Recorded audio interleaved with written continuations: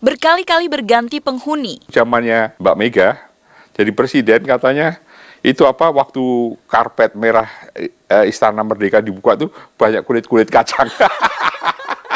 Kadang-kadang kalau saya down, akhirnya malah pengawal saya tuh yang nelfon teman-teman saya, ini gimana, kita harus gimana. Istana mencatat sisi sejarah Indonesia. Dari peristiwa legendaris hingga kisah asmara. Jangan-jangan ini mau keluar benar ternyata keluar bersama sang putri presiden. Putri presidennya melepaskan diri pengawalan, nunggu di mana, bertemu di mana, naik motor. Menjadi RI 2 di usia ke-72. Makan teratur, tidurnya teratur, ikhlas bekerja, dan jangan bawa banyak persoalan ke rumah. Bagaimana dukungan sang istri? Katanya kalau umpama saya enggak lagi, bagaimana negara ini? Saya bilang, Papa masih bisa. Dia bilang, Alhamdulillah saya masih bisa, katanya. Oh, kalau begitu ya kami dorong sajalah dari belakang. Dan anak asuhnya korban tsunami?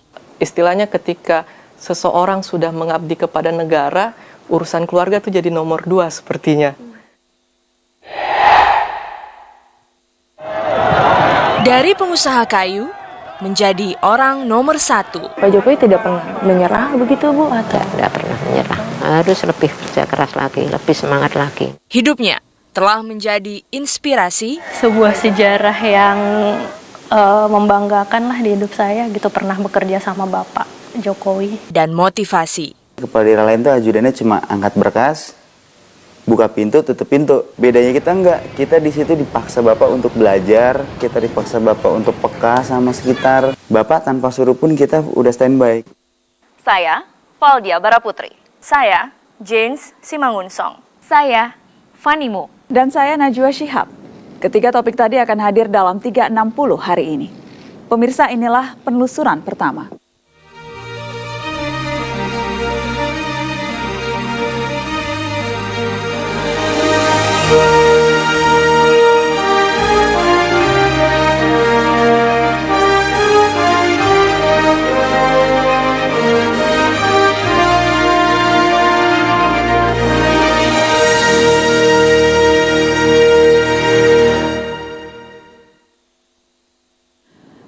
Oktober 2014, Joko Widodo resmi menjadi Presiden ke-7 Republik Indonesia. Nama Jokowi populer karena gaya kepemimpinannya saat menjabat Wali Kota Solo dan Gubernur DKI Jakarta. Tapi tak banyak yang mengetahui kesehariannya. Jen Simangunsong menemui sejumlah orang yang menemani Jokowi dalam beberapa tahun terakhir ini. Bagaimana sosok Jokowi sehari-hari? Simak penelusuran Jen Simangunsong selengkapnya.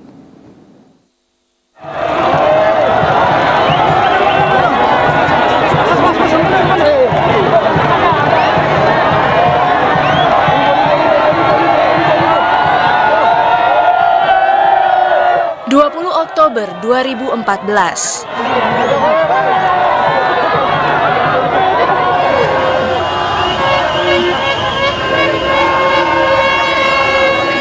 Merah putih berkibar.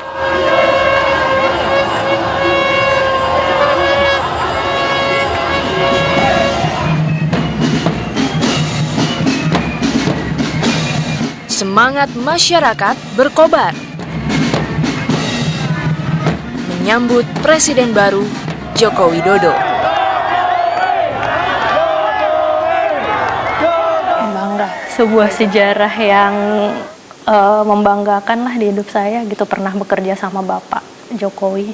Ini ada tombol di sini. Oh, ada tombol biasanya untuk panggil ajudan, atau kalau ajudan lagi nggak ada kita yang masuk. Okay. Bapak butuh apa? Gitu. Anissa Faya adalah penyusun jadwal Jokowi selama menjadi Gubernur DKI Jakarta. Berarti selama ini ya, inilah orang di balik semua jadwal, bahkan termasuk jadwal belusukan juga. Jadwal belusukan enggak? Karena belusukan enggak terjadwal. Anda pun tidak enggak, tahu. Saya nggak tahu kalau itu. Cuman kalau itu nanti Bapak biasanya siang dikosongin waktunya. Okay. Pagi boleh terima tamu, rapat di kantor gitu. Lebih sering sih siang, kecuali kalau ada acara undangan di luar pagi. Oke, sekalian Bapak belusukan keluar. Tak hanya jadwal, Nisa juga yang menyampaikan semua surat untuk Jokowi. Nisa, mungkin masyarakat juga pengen tahu seberapa banyak surat yang masuk Setiap hari deh kalau bisa bingung ngitungnya. Setiap hari ya. Bisa kira-kira aja. Entah itu surat undangan, Itu surat dari hari pertama ya.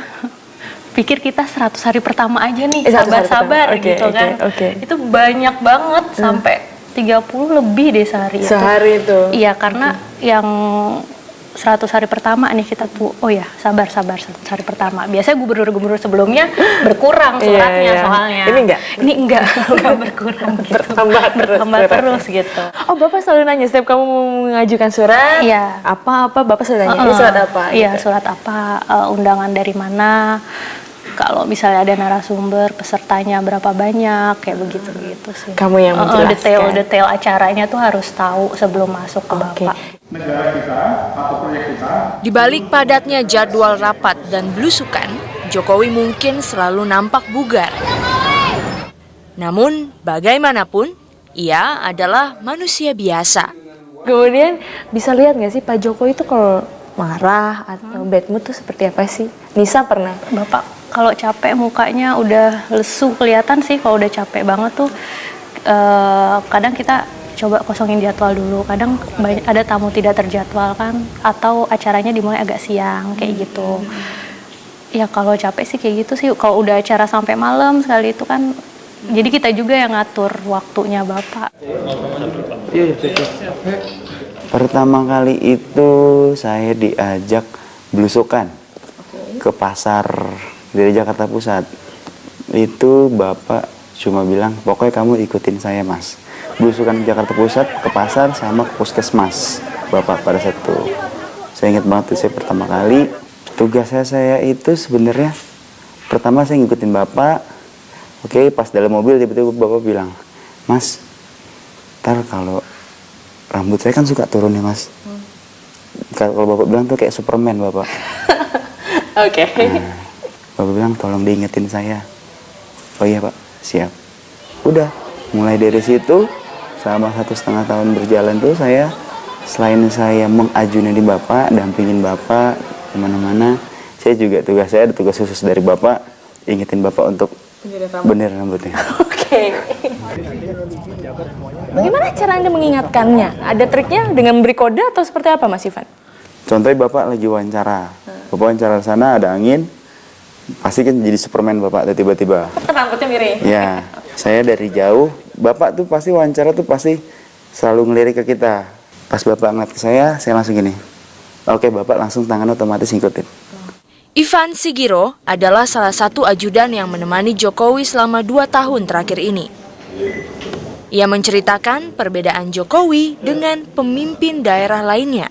Itulah bedanya ajudan pimpinan, ajudan kepala daerah tuh bedanya. Kepala daerah lain tuh ajudannya cuma angkat berkas, buka pintu, tutup pintu. Bedanya kita enggak, kita di situ dipaksa Bapak untuk belajar, kita dipaksa Bapak untuk tanggap sama sekitar, kita dipaksa Bapak untuk peka sama sekitar. Jadi kita enggak hanya tugas kita enggak kayak buka pintu, tutup pintu, angkat-angkat berkas, angkat telepon, enggak. Kita di situ tuh belajar, kita harus tanggap nih. Bapak tanpa suruh pun kita udah standby. Kita selalu standby itu pulpen sama buku saku. Kita catat apa yang orang minta, Bapak bilang apa, orang ngatur jadwal apa, kita catat. Itu baru nanti di rumah dinas malam kita ingetin ke Bapak, Pak mau izin nih gini. Bapak baru, oh ya oke. Terus kelebihan kita juga, kita ikut rapat, Bapak rapat, kita ikut rapat. Kalau ajudan-ajudan lain nggak ada Mbak. Nggak ada ya? Nggak ada. Anda diajak untuk mendengarkan. Diajak. Kita ya, Bapak tuh sistemnya gitu, Bapak nerima tamu ya kita diajak, ayo kamu catat. Bagus sih kalau saya bilang. Kita jadi belajar, kita tahu. Tadi ya saya nggak tahu apa-apa tentang DKI ya kurang lah, masih minim Mbak, baru lulus. Saya jadi tahu apa itu Jakarta, pembangunan. Bagi Ivan dan Nisa, Jokowi adalah sosok yang apa adanya. Menurut Anda sendiri Jokowi itu pemimpin yang seperti apa sih Mas Ivan? Kalau tanggapan Anda? Bapak itu pimpinan yang simpel, nggak macam-macam. Dia tuh selalu berusaha untuk dekat sama orang. Dia nggak mau kayak ada tembok pemisah. Itu loh makanya kita tiap belusukan, kalau kita pikir berbahaya buat Bapak, baru kita. Biasa ada Walpri kan ikut juga tuh. Biasa baru saya minta tolong Walpri. Mas itu dipinggirin. Tapi selama itu belum berbahaya ya kita biarin untuk dekat dengan Bapak. Karena Bapak tidak suka dihalang-halangin berkomunikasi sama masyarakat. Apa ya? Bapak tuh orangnya low profile banget sih. Jokowi telah terbiasa hidup sederhana sejak kecil, jauh dari hiruk-pikuk kemewahan. Seperti yang diceritakan ibundanya, Suciatmi Notomiharjo. Kan ibu di masa lalu dengan Pak Jokowi juga mengalami banyak cobaan-cobaan juga dalam kehidupan ibaratnya. Apakah itu juga karakter yang ibu bangun untuk menguatkan Pak Jokowi bahwa mau masalah apapun Pak Jokowi kayaknya udah ngalamin gitu. Iya. Tapi kalau memang sudah dulu saya sendiri sudah mengalami ya Pak Jokowi kalau sudah merasakan pahit getir kan sudah bisa merasakan itu ya. Dan Pak Jokowi tidak pernah menyerah begitu Bu? Atau? Tidak pernah menyerah. Dia tidak pernah menyerah. Pokoknya harus maju terus. Ya itu pas jatuh, pas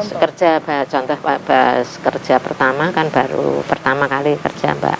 Kan ditipu orang habis modalnya. Itu ya sudah seperti tua lemprak sudah seperti orang putus asa, tapi saya beri semangat terus. Tidak boleh gitu, kamu harus lebih kerja keras lagi, lebih semangat lagi. Tidak ada uang jatuh dari langit, itu harus dikejar, harus dicari, harus kerja keras lagi. Tidak boleh putus asa. Kerja keras menghantar Jokowi menjadi pengusaha, lalu turun ke dunia politik menjadi wali kota Solo, Gubernur DKI Jakarta, dan kini menjadi Presiden Republik Indonesia.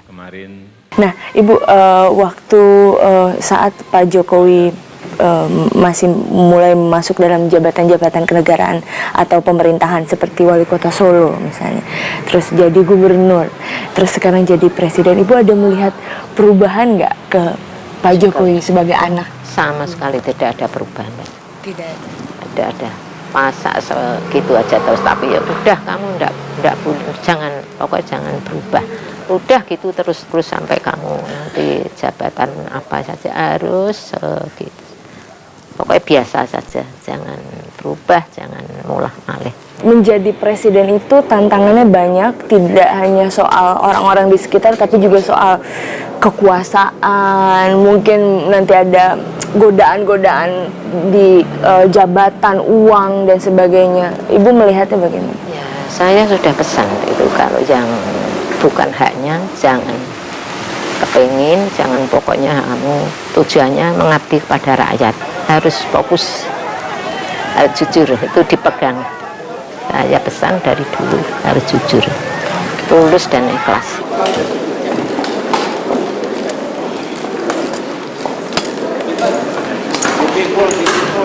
Tetap sederhana di istana,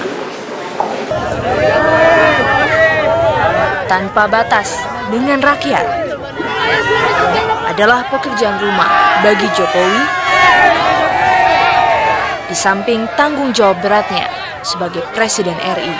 Bagaimana masyarakat kemudian menyampaikan itu ke Bapak? Kalau mungkin sekarang lebih terbuka, nanti jadi presiden mungkin protokolernya lebih sama ya, memang gitu. Lebih ketat. Ini untuk masalah keamanan ya, masyarakat juga harus tahu bahwa keamanan untuk kepala negara itu kan juga standarnya seperti itu, ada standar. Kemudian yang kedua, kalau ketemu dengan kita bisa lewat email, bisa nanti kita akan buka i-Belusukan.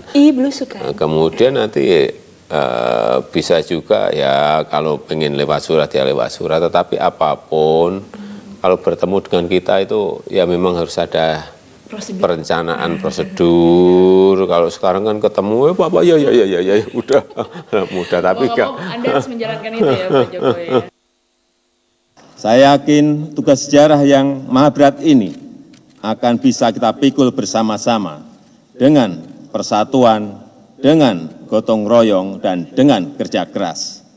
20 Oktober 2014, sejarah baru telah dimulai. Hanya di tangan pemimpin yang tetap merakyat, bangsa ini bisa bergerak. Akan jadi seperti apa Indonesia di tangan Anda, Pak Jokowi, kalau Anda bisa? Ya, nanti rakyat bisa melihat. Saya tidak mau ngomong banyak dulu. Oke, terima kasih banyak Pak Jokowi, Sama-sama. selamat bekerja. Kasih. Terima kasih.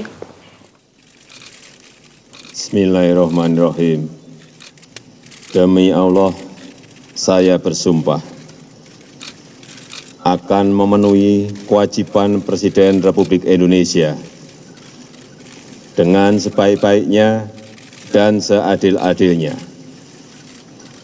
memegang teguh Undang-Undang Dasar dan menjalankan segala undang-undang dan peraturannya dengan seluruh-seluruhnya, serta berbakti kepada nusa dan bangsa.